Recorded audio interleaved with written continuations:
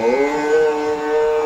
गजाननं भूतगणाधिसेवितं कपेतजम्बूफलचारुभक्षणम् उमासुतं शोकविनाशकारकं नमामि विघ्नेश्वरपादपङ्कजम्।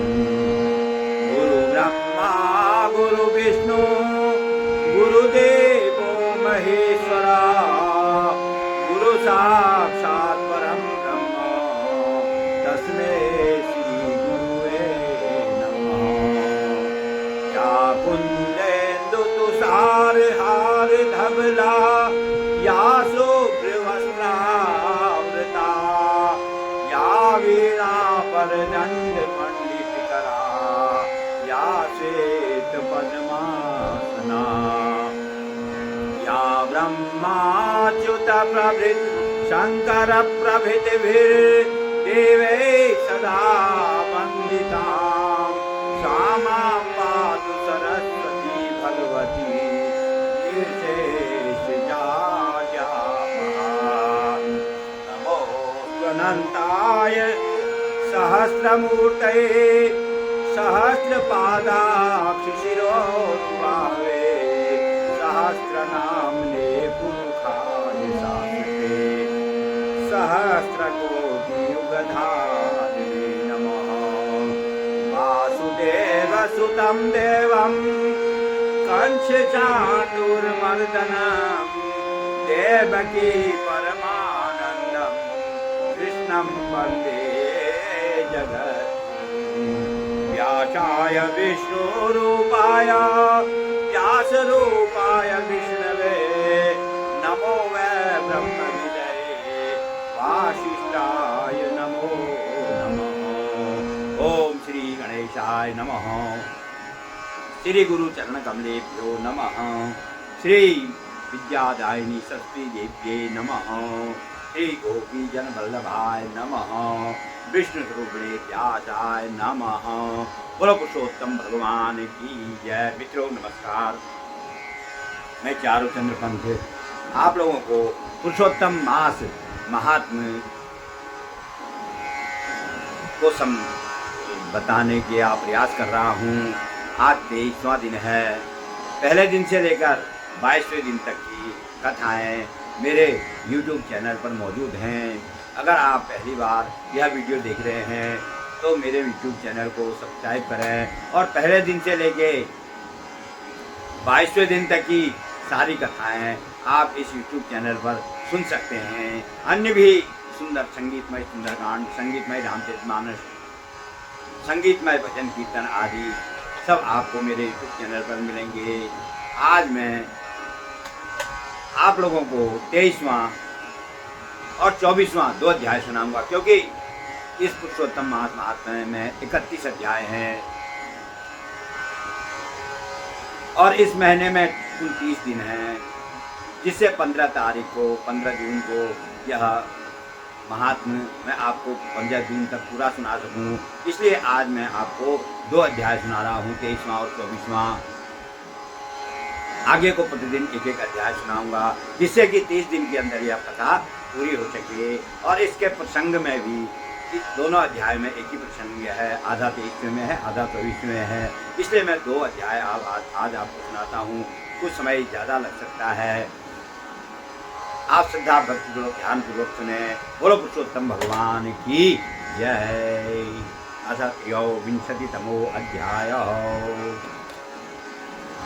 राजोवाच किं फलं दीपदानस्य मासे श्री पुरुषोत्तमे तन्मे वद मुनिश्रेष्ठ कृपया दीनवत्सलः।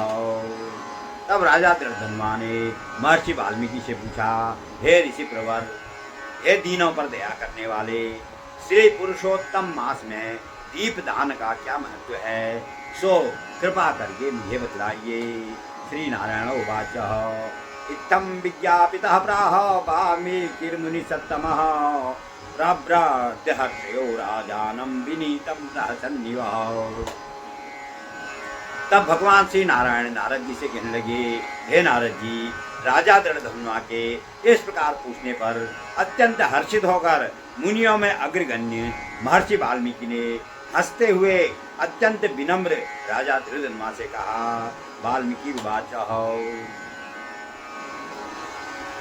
शृणुत्सु मुनि राजशार्दूल कथां प्राप प्रणाशिनीं यं श्रुत्वा याति विलयं पापं पंचविधं महतः। तब वाल्मीकि राजा मुनि कहने लगे, हे राजाओं में सिंह सदृश पराक्रमी पापों के नाश करने वाले उपाख्यान को सुनिए, जिसके सुनने से 5 प्रकार के महापातक नष्ट हो जाते हैं। सौभाग्य नगरे राजा चित्रबाहुरिति सुतः सत्यसंधो महाप्राज्ञासीत् शूरतरः परः। तब महर्षि वाल्मीकि कहते हैं, हे राजन, सौभाग्य नगर में चित्रबाहु नाम से एक राजा विख्यात राजा थे। वे सत्यवादी, बड़े बुद्धिशाली, अद्वितीय राजा थे। वे क्षमा पारायण, सब धर्मों में के ज्ञाता, शील, सौंदर्य, करुणा के भंडार, ब्राह्मणों के भक्त, भगवान के भक्त, कथा सुनने में अनुराग रखने वाले, सदार्नितः सस्वत पशुपुत्र समन्वितः चतुरंग बलोपेतः समृद्ध्या धनदोपमः। वह राजा निरंतर अपनी पत्नी रानी से प्रेम करने वाले, पशु गाय, बैल, हाथी, घोड़े और पुत्रों से भरे पूरे, चतुरंगिनी 4 तरह की सेना, हाथी, घोड़ा, रथ और पैदल, चतुरंगिनी सेना से युक्त, ऐश्वर्य में कुबेर के समान थे। उनकी रानी का नाम चंद्रकला था, जो 64 कलाओं को जानने वाली, पतिव्रता, महान सौभाग्यशालिनी और भगवान की भक्ति करने वाली थी। उस रानी के साथ युवा चित्रबाहु राजा पृथ्वी का भोग करने लगे। श्री कृष्ण जी के अतिरिक्त वे किसी दूसरे देवता को नहीं जानते थे, अर्थात वह श्री कृष्ण भगवान के, पुरुषोत्तम भगवान के परम भक्त थे।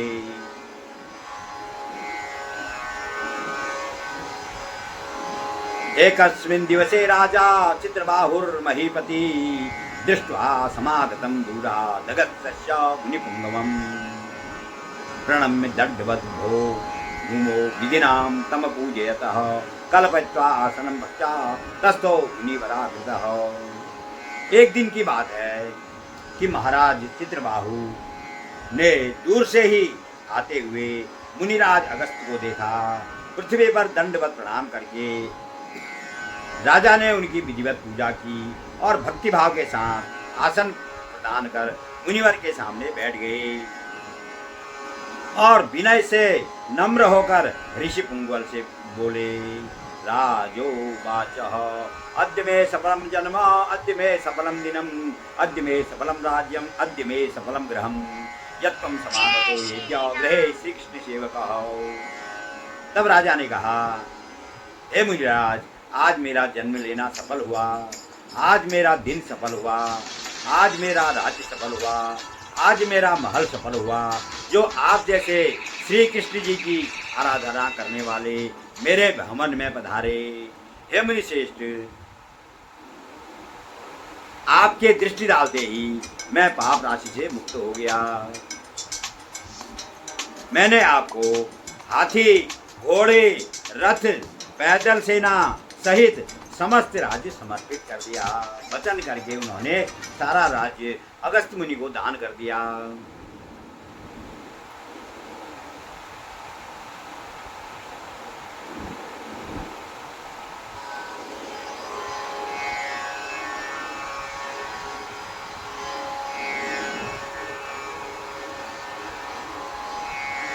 हे मुनिश्रेष्ठ, आप वैष्णव हैं, आपके लिए कोई भी वस्तु अदेय नहीं है।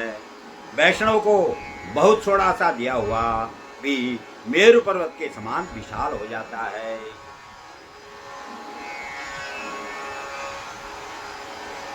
कपर्तिका प्रमाणम तो व्यंजनम वान्नमुत्तमम न यच्छन्ति दिनेयस्तु वैष्णवाय जन्मने तद्दिनं विफलं तस्य कथितं देवपारगः विष्णुभक्तासि ये केचित् सर्वे पूज्यादि जातयः।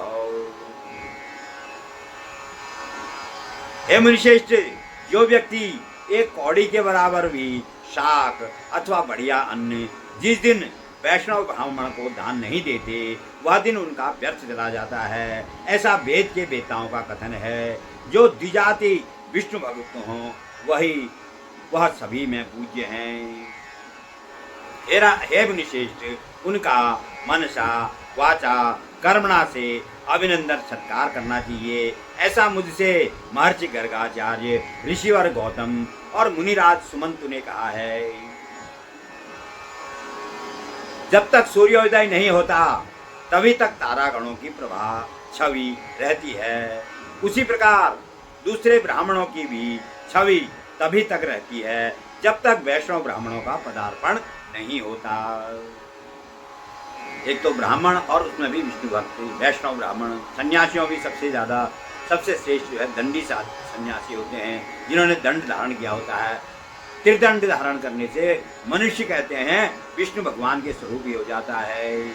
और जो ब्राह्मण वैष्णव है, विष्णु भक्त है, तो ब्राह्मण सभी ब्राह्मणों में श्रेष्ठ कहा गया है।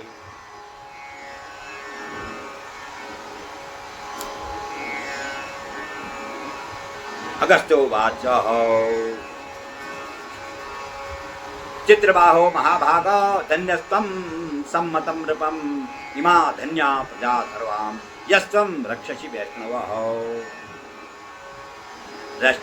तस्मिन् राष्ट्रे न वस्तव्यं यस्य राजा न वैष्णवः। वरो वासो वने शून्ये न तो राष्ट्रे अवैष्णवे। तब महर्षि अगस्त्य ने कहा, हे चित्रबाहु, हे महान भाग्यशाली, हे राजन, इस समय आप धन्य हैं। आपकी यह संप्रदा धन्य है जो आप जैसे वैष्णव भक्त, विष्णु भक्त इस प्रजा की रक्षा करते हैं। हे राजन, जिस राज्य का शासक वैष्णव न हो तो उसके राष्ट्र में निवास नहीं करना चाहिए। सुनसान जंगल में निवास करना अच्छा है, परंतु अवैष्णव शासक के राज्य में रहना अच्छा नहीं है। चक्षुहीनो यथा देह, पतिहीना यथा प्रिया, निरक्षरो यथा विप्रस्त तथा राष्ट्रम अवैष्णवम।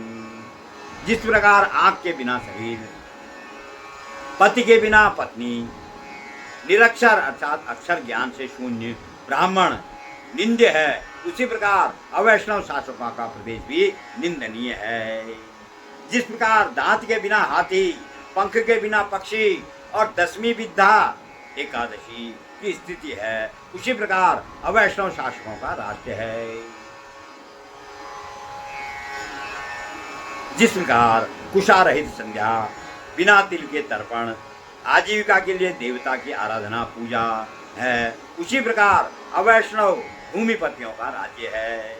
हे राजन, जिस प्रकार केश कलाप संवारने वाली विधवा नारी, स्नान न करके व्रत करने वाले और ब्राह्मणी के साथ संभोग करने वाले शूद्र की स्थिति है, उसी प्रकार अवैष्णव अधिपतियों का राष्ट्र है।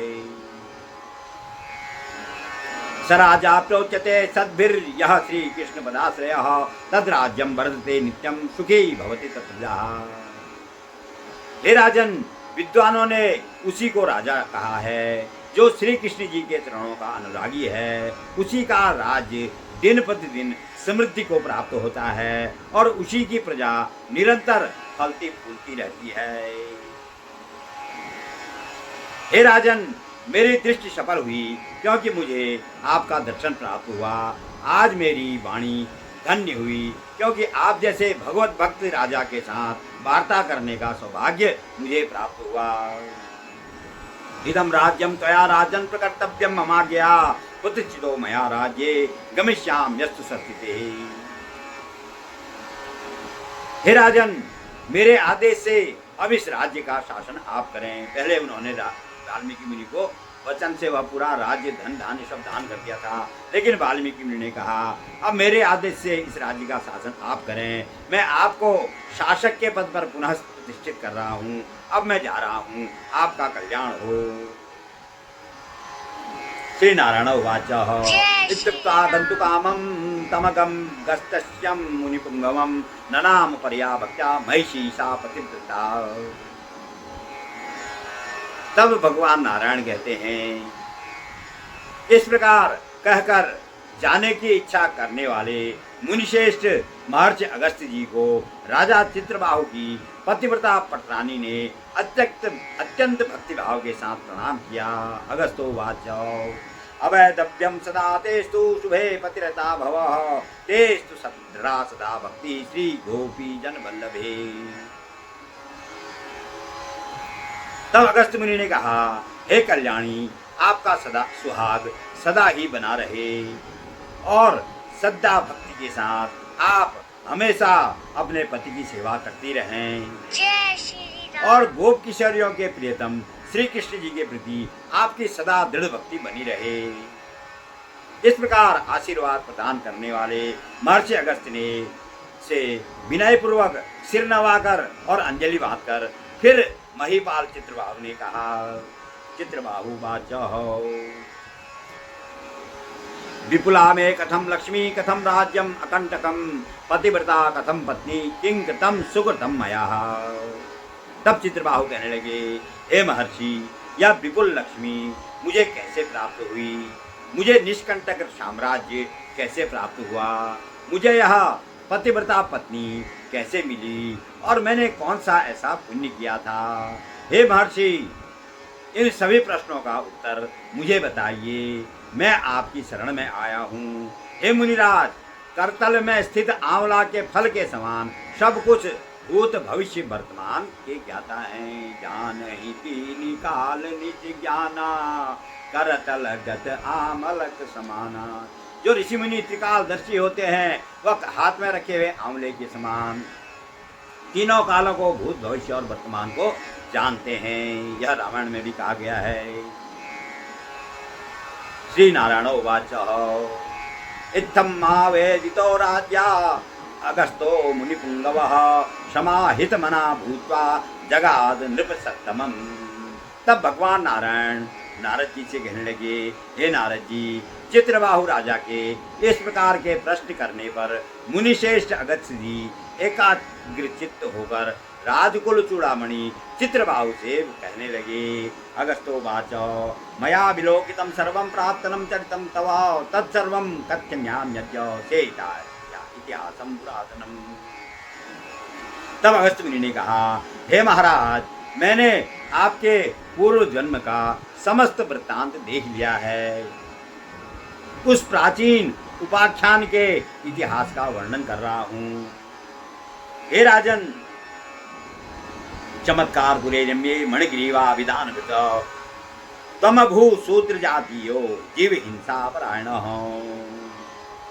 हे राजन, रमणीक चमत्कारपुर नगर में पूर्व जन्म में आप मणिग्रीव के नाम से उत्पन्न हुए थे।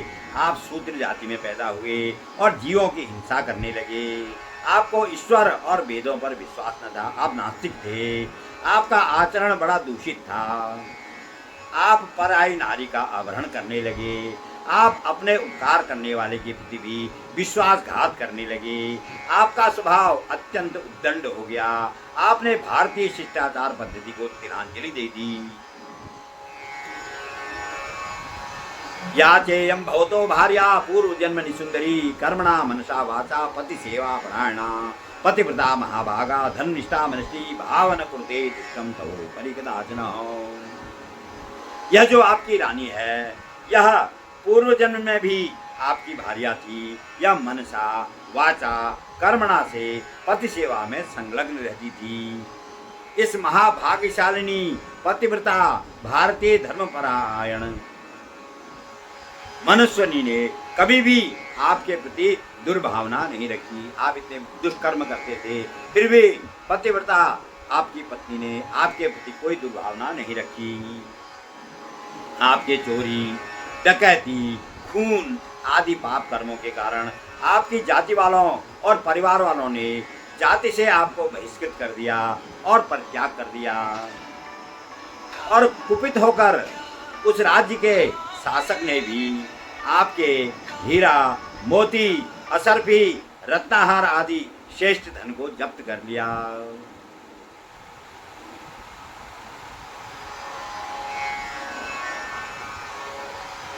इसके अतिरिक्त जो कुछ भी बचा रह गया उसे आपके जाति भाइयों ने हड़प लिया।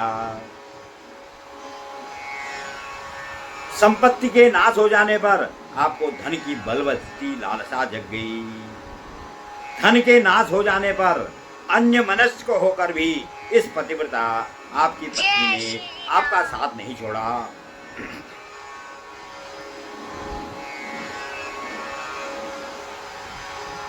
इस प्रकार सब लोगों से प्रताड़ित अर्थात अपमानित होकर आप सुनसान जंगल में चले गए। हत्वा जीवावनेकाश्च तम चकर्थात्म पोषणम एव ही वर्तमानस्त्वं पत्न्या सह महीपते। हे महीपाल, वहां पर अनेक पशुओं को मार मार कर आप अपना उदर पोषण करने लगे। इस प्रकार पत्नी के साथ जीवन निर्वाह करने लगे। एक समय की बात है कि मृग का मांस खाने की इच्छा से हाथ में धनुष लेकर बहुत सर्पों और हरिणों से भरे हुए जंगल में आप अर्थात पूर्व जन्म में मणिग्रीव जो थे, मणिग्रीव नामधारी आप उस वन में चले गए। तस्मिन्नमा अमानुषेररण्ये मध्ये मार्गे महामुनि उग्रदेव इति ख्यातो दिग्मूढ़ो बेवलो भवतः। उस सुनसान जंगल के बीचों बीच उग्रदेव नाम के महामुनि दिशा के भ्रम हो जाने से इधर उधर भटक कर व्याकुल हो रहे थे। तृषाशं पीडितो अर्थ्यर्थं बद्धं दिनगतेरवो तत्रैव पतितो राजन मुमूर्षुरभवत् तदा। हे राजन, दोपहर का समय था। सूर्य नारायण अत्यंत उग्रता से तप रहे थे। प्यास से व्याकुल होकर वे वहां गिर पड़े और मरणासन्न हो गए। उस समय हे राजन, उस समय रास्ता भटकते हुए दुखित ब्राह्मण को देखकर आपको दया आ गई। अनंतर उन्हें उठाकर और अपनी पीठ पर लादकर आप अपनी कुटिया में ले आए। उस दुखित ब्राह्मण की आप युगल दंपत्ति ने पंखा झलकर मुंह पर पानी के छींटे देकर बड़ी सेवा की। एक मुहूर्त के बाद महायोगी गुरुदेव चैतन्यता को प्राप्त होकर आश्चर्य करने लगे कि मैं वहां था, यहाँ कैसे आ गया? उस वन के बीच से मुझे कौन लाया? श्री नारायण उवाच मणिग्रीवो अवधपिग्रम रमणीयमिदं सरः अत्रास्ते शीतलं वारी पद्मिनी कुसुवासितम्।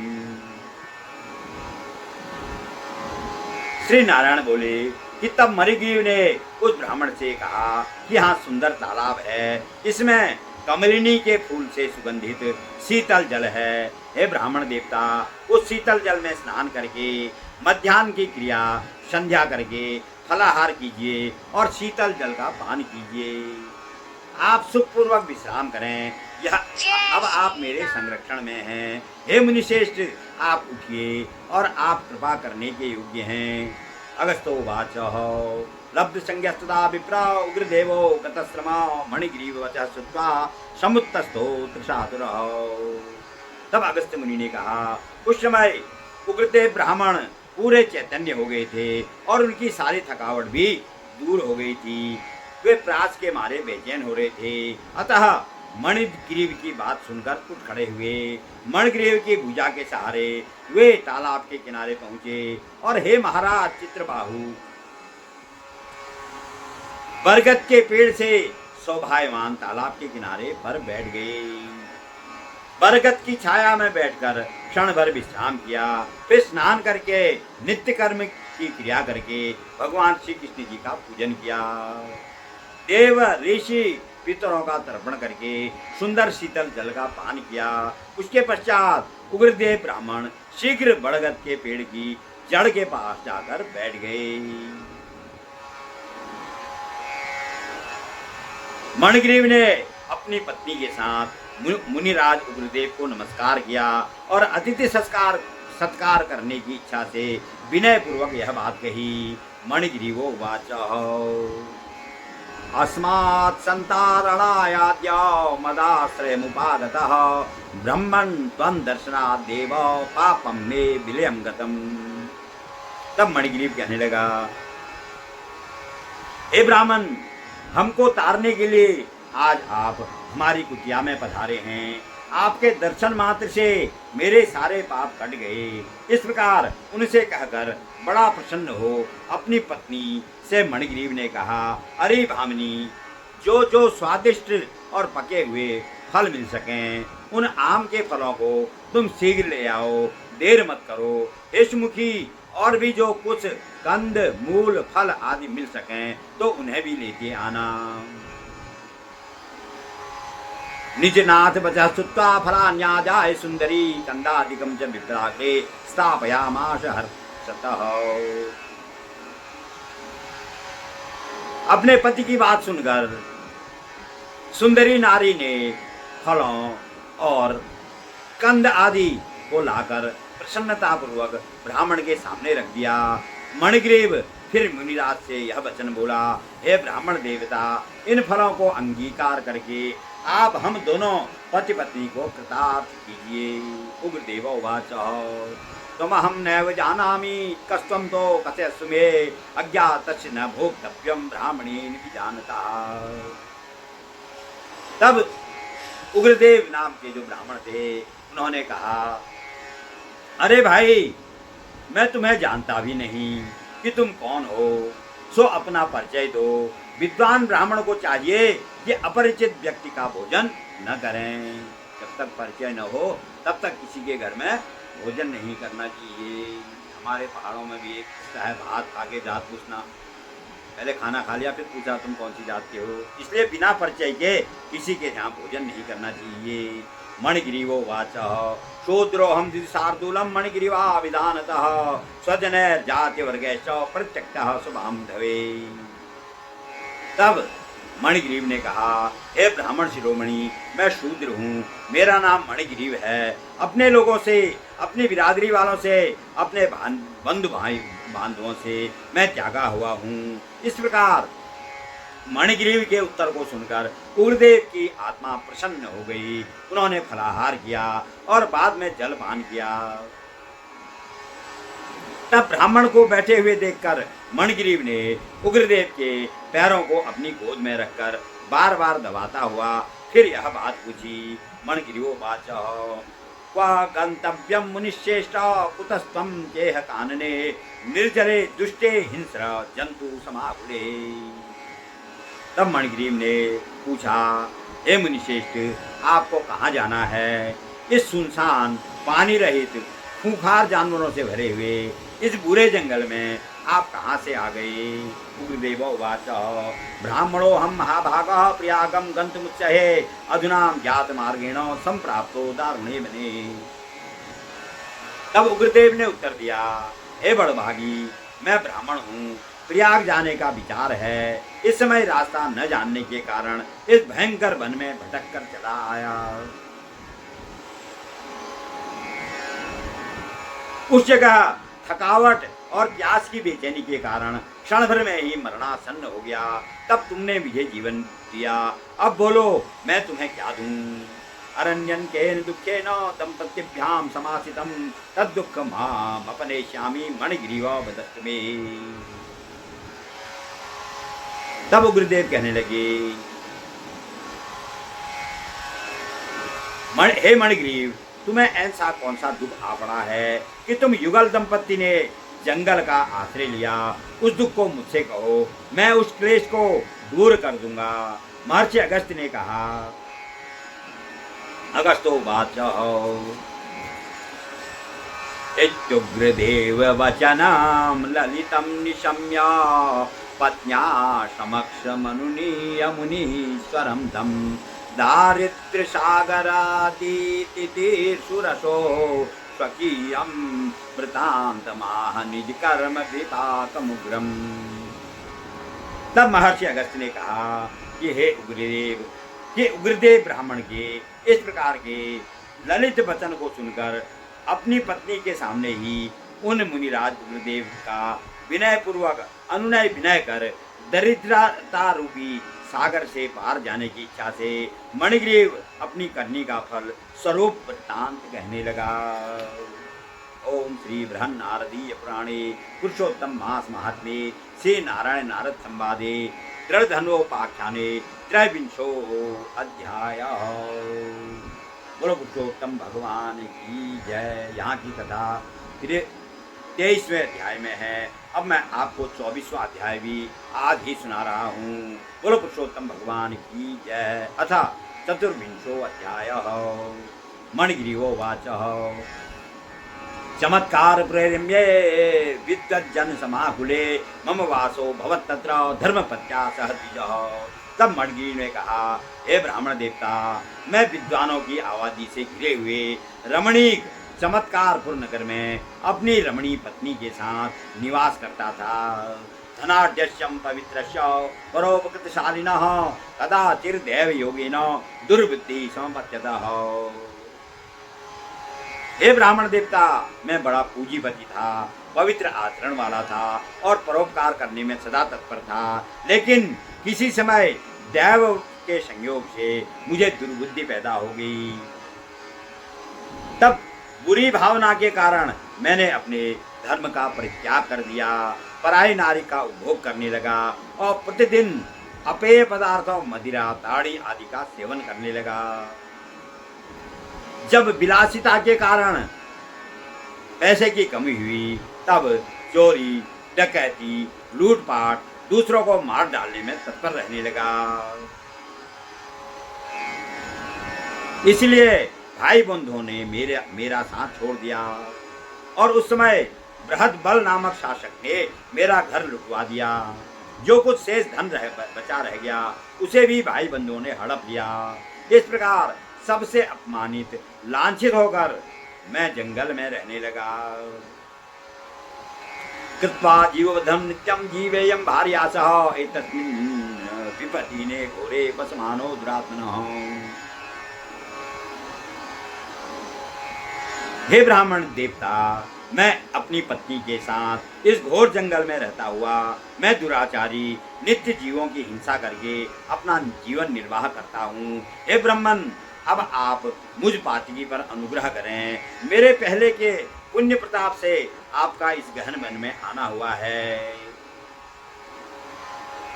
तवा हम शरणम यातः सपत्नी को महामने उपदेश प्रसादेन कृत्वार्ति कर्तुमर्चि। येन मे तीव्र दारिद्र्यं विलयं याति तक्षणात् अतुलं वैभवं लब्धा विचरामि यथा सुखम्। हे ऋषिवर, मैं अपनी पत्नी के साथ आपकी शरण में आया हूँ। आप उपदेश रूपी प्रसाद देकर मुझे कृतार्थ करें, जिससे मेरी कंगाली इसी क्षण मिट जाए और अपार वैभव पाकर मनमाना आनंद करूं। उग्रदेवोवाच कृतार्थोऽसि महाभाग यदातिथ्यं कृतं मम अतस्ते भावि कल्याणम सपत्नी कस्य सांप्रतम। तब गुरुदेव ने कहा, हे बड़भागी, तुम कृतकृत्य हो गए हो जो तुमने मेरा अतिथि सत्कार किया।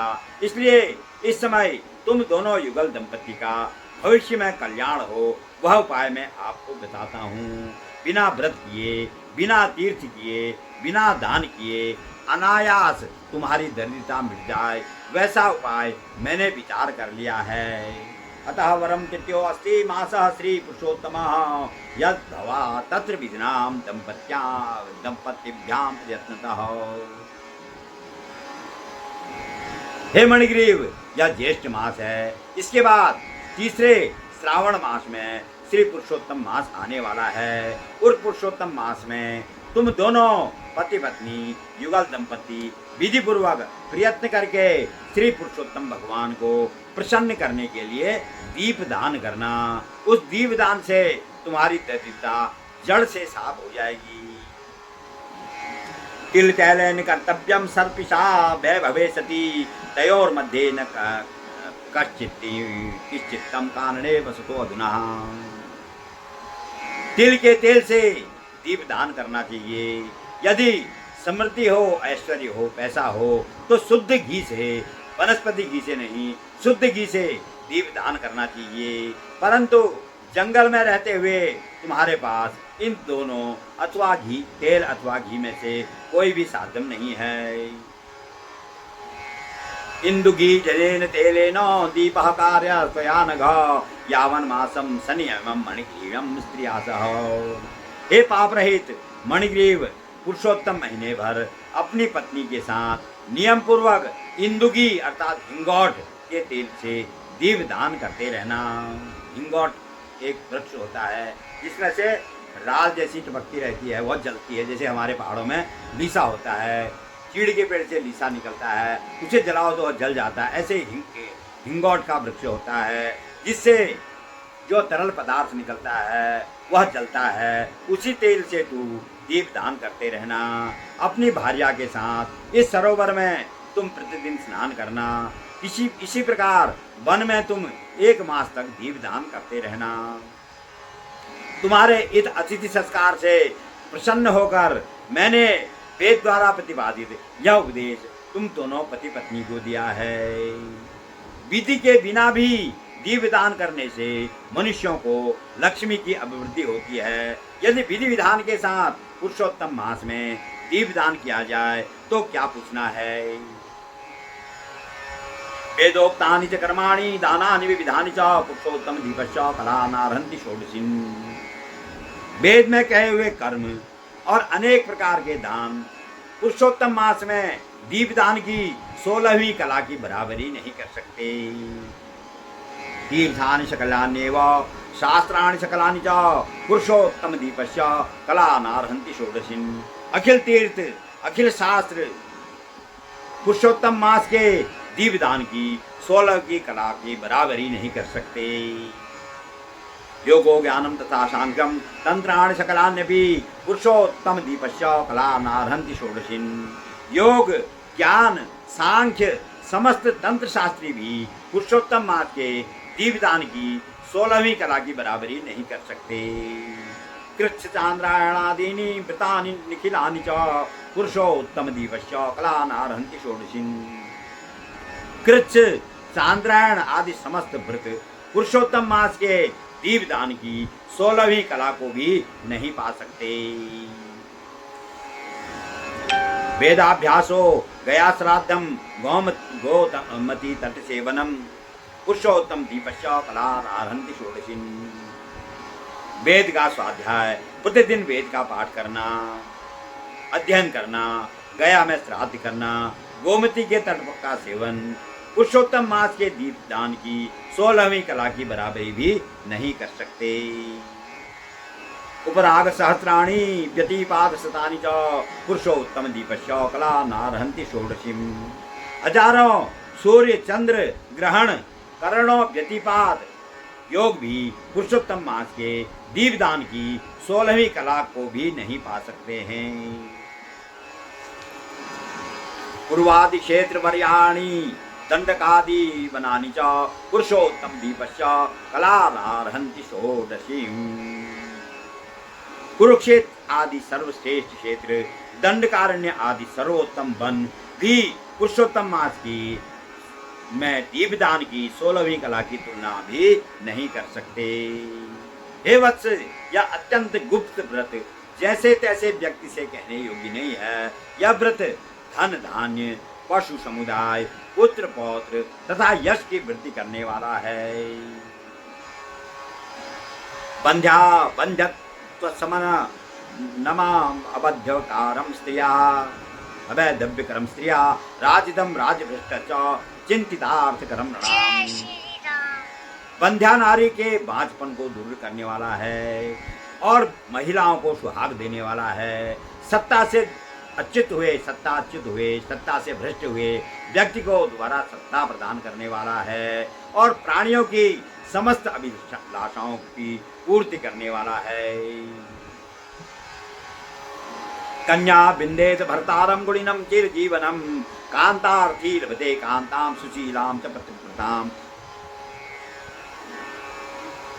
यदि कुमारी कन्या इस व्रत का अनुष्ठान करती है तो उसे सर्वगुण संपन्न और चिरंजीवी पति प्राप्त होता है और पत्नी की कामना करने वाले व्यक्ति को सुशीला सुंदर आचरण करने वाली और पतिव्रता मनोरमा पत्नी प्राप्त होती है। विद्या की कामना करने वाले को उच्च विद्या प्राप्त होती है। सिद्धि की वांछा करने वाले को समस्त सिद्धियां मिल जाती हैं। गड़ा खजाना चाहने वाले को खजाना मिल जाता है। मोक्ष की कामना करने वाले को मोक्ष की प्राप्ति हो जाती है। बिना विधिम बिना शास्त्रम यह कुर्यात् पुरुषोत्तमे दीपम तु यत्र कुत्रापि कामितम सर्वमाप्नुयातः। बिना विधि विधान के, बिना शास्त्र की आचार संहिता के जो व्यक्ति जिस किसी भी स्थल में, मंदिर में, खाली निर्जन स्थल में,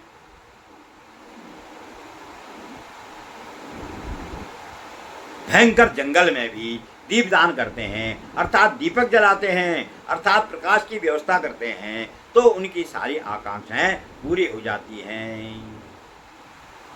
किंग पुनर्विधिना वत्स दीपम कुर्यात् प्रयत्नतः तस्मात् दीपः प्रत्यर्तव्यो माशो श्री पुरुषोत्तमे। हे वत्स, जो व्यक्ति विधि विधान पूर्वक नियमानुसार दीपदान करते हैं तो फिर क्या पूछने की बात है। इसलिए श्री पुरुषोत्तम मास में अवश्य में ही दीपदान करना चाहिए।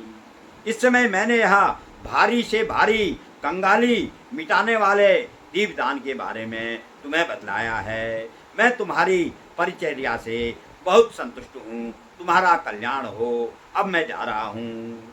अगस्तो वाचो इत्युक्त्वा विप्रयो वर्चो प्रियागम संजगामः दिवुजम मुरली हस्तम मनसा श्री हरिम समम। तब अगस्त मुनि ने उग्रदेव राजा चित्रबाहु से कहा, जिनको वह पूर्व जन्म की कथा सुना रहे थे, उन्हीं चित्रबाहु से कहा कि हे राजन,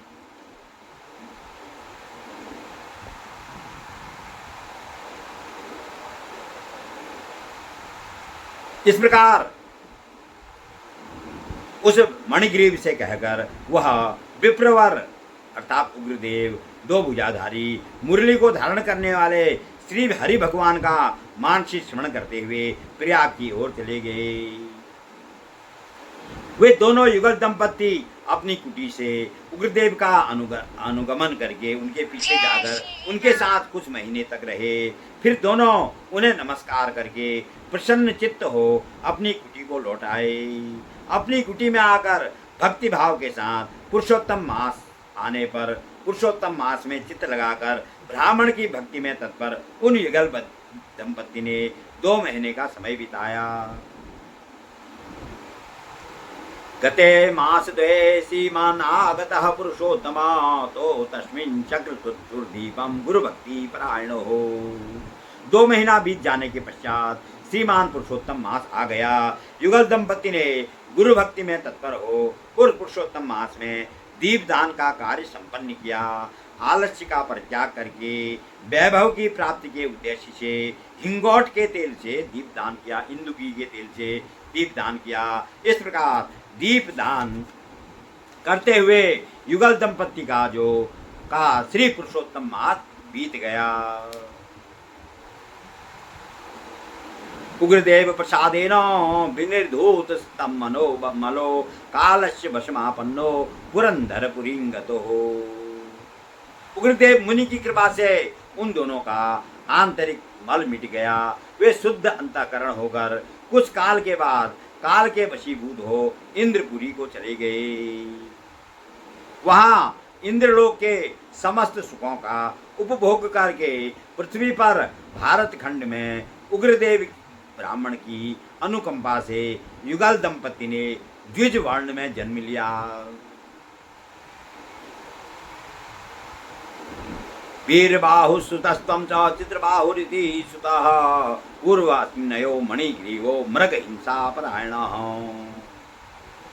हे राजन, पूर्व जन्म में मृग की हत्या करने वाला जो मणिग्रीव शूद्र था, वही आप इस जन्म में राजा वीरबाहु के पुत्र चित्रबाहु के नाम से प्रसिद्ध राजा हुए हैं।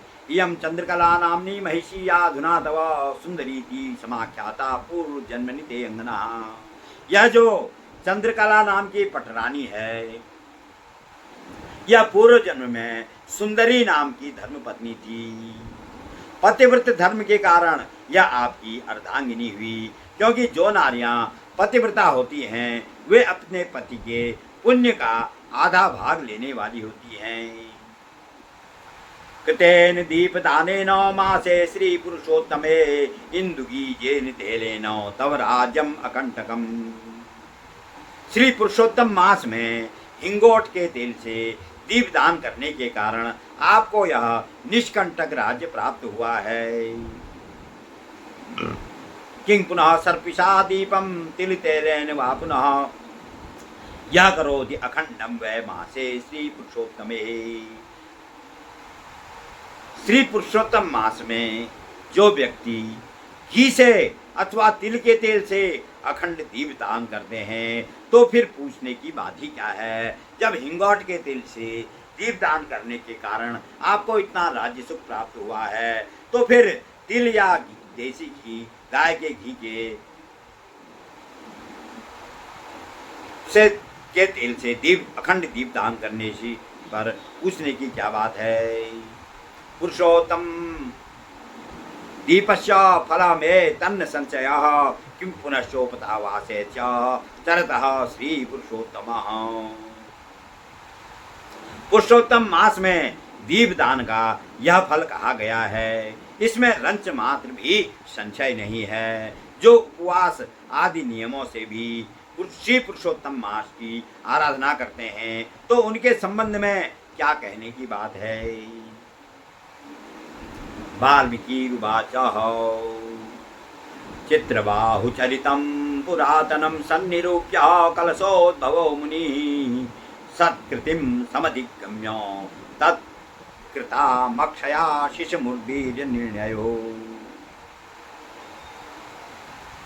तब वाल्मीकि मुनि राजा दृढ़धनुआ से कहने लगे कि हे राजन, इस प्रकार महर्षि अगस्त राजा चित्रबाहु के प्राचीन उपाख्यान का निरूपण करके उन चित्रबाहु से अभिनंदित हो उन्हें अक्षय आशीर्वाद देकर चले गए। ओम श्री बृहद नारदीय पुराणे पुरुषोत्तम मास महात्म्ये श्री नारायण नारद संवादे दृढ़धनुपाख्याने दीप महात्म कथनम नाम चतुर्विंशो अध्याय।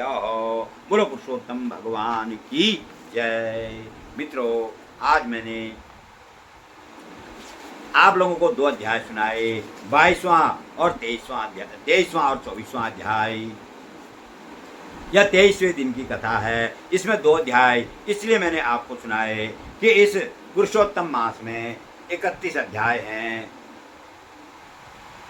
आगे को प्रतिदिन मैं एक एक अध्याय आपको सुनाऊंगा। आज 23वें दिन में 24 अध्याय पूरे हो गए हैं। कल से मैं एक एक अध्याय आपको सुनाऊंगा जिससे कि अंतिम दिन यह कथा 15 जून को पूरी हो सके, क्योंकि 15 जून को यह पुरुषोत्तम मास संपूर्ण हो रहा है। इसलिए आप लोगों को यह कथा कैसी लग रही है यह आप अपने विचारों से मुझे अवश्य अवगत कराएं और इस पुरुषोत्तम मास का जितना आपसे हो सके अपनी सामर्थ्य के अनुसार इस पुरुषोत्तम मास के नियमों को धारण करें और पुण्य के भागी बने। गुरु पुरुषोत्तम भगवान की जय। अब मैं वह 4 श्लोक जो नित्य पठनीय हैं वह मैं आपको सुनाता हूँ। बोलो पुरुषोत्तम भगवान की जय। वंदे कृष्णं गुणातीतं गोविंदम एकमक्षरम अव्यक्तम अव्ययम व्यक्तम गोपुवेश विधायनम किशोरवयसं शांतं गोपीकांतं मनोहरं नवीन नीरदश्यामं कोटिकंदर्प सुंदरम वृंदावनमरभ्यान्ते रासमंडल संस्थितं रसत्पीठपटं सौम्यं त्रिभंगललिताकृतं रासेश्वरं रासवासं रासोल्लाससमुत्सुकं द्विभुजं मुरलीहस्तं पीतवाससमच्युतं।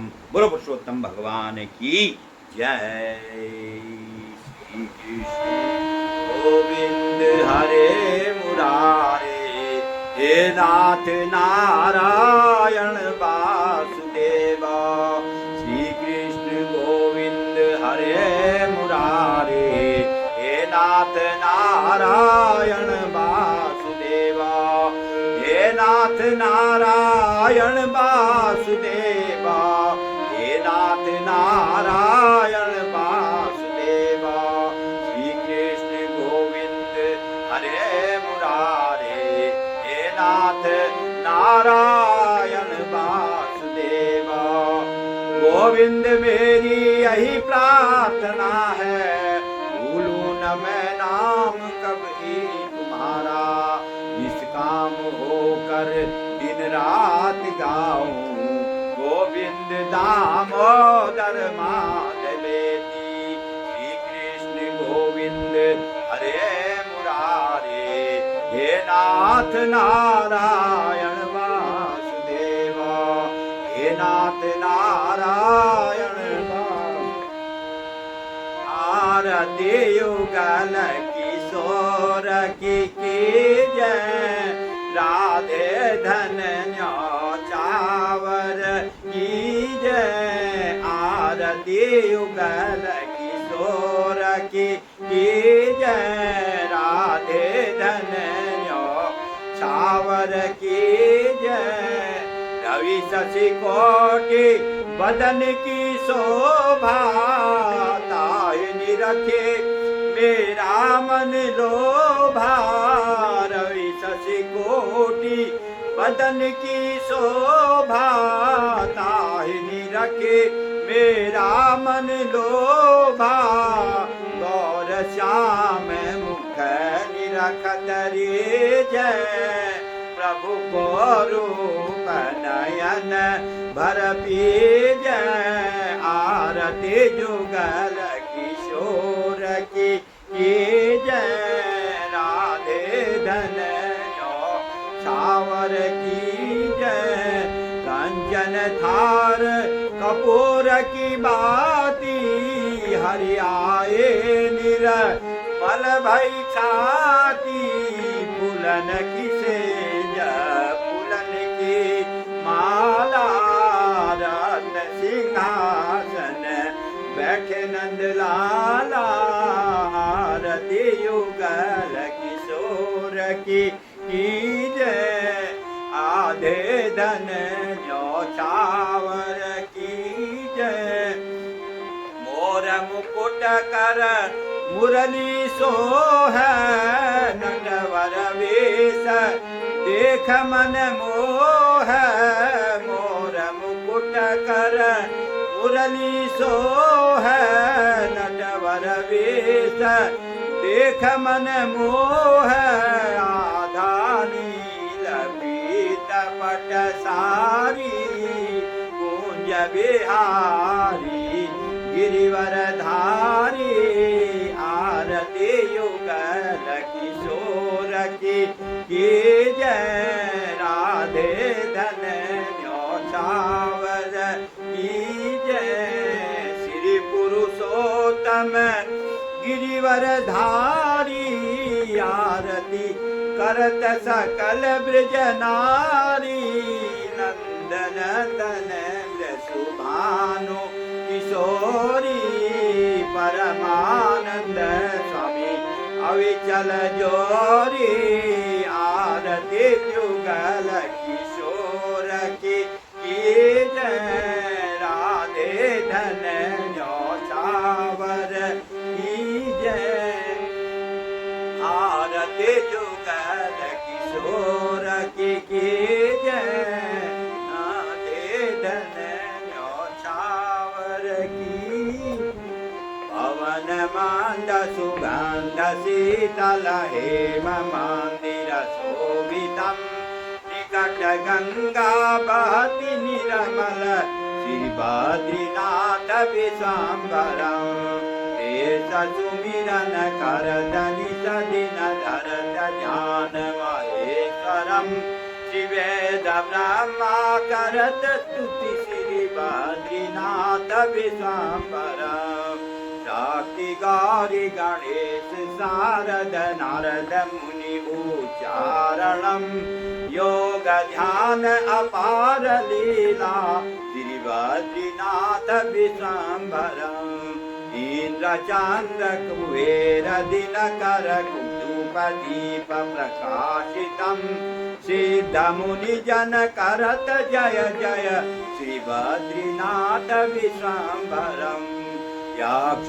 किन्नर करत कौतुक ज्ञान गंधर्व प्रकाशितम, श्री लक्ष्मी कमला चवर धारे, श्री बद्रीनाथ विश्वम्भरम, कैलास में एक देव निरंजन, शैल शिखर महेश्वरम, राजा युधिष्ठिर करत स्तुति, श्री बद्रीनाथ विश्वम्भरम, श्री बद्री जी के पंचरत्न पड़त पाप विनाशनम, कोटि तीर्थ भवेत पुण्य प्राप्त फलदायकम् श्री बद्रीनाथ विश्वम्भरम् पवन मंद सुगंध शीतल हेम मंदिर शोभितम् निकट गंगा बहति निर्मल श्री बद्रीनाथ विश्वम्भरम्। बोलो बद्रीनाथ भगवान की जय, बोलो पुरुषोत्तम भगवान की जय। मित्रों, आज की कथा को मैं यहीं पर विश्राम देता हूँ। आप लोगों को यह कथा कैसी लगती है, आप लोग अपने विचारों से मुझे अवश्य अवगत कराएं और इस कथा के अनुसार जितना हो सके पुरुषोत्तम मास का नियम करें। नहीं भी कर सकते हैं तो इस कथा को सुनने से ही पुरुषोत्तम मास के व्रत, स्नान, दान, जप, तप का पूरा फल मिल जाता है। इसलिए इस कथा को श्रद्धा भक्ति पूर्वक ध्यान पूर्वक सुने। बोलो पुरुषोत्तम भगवान की जय।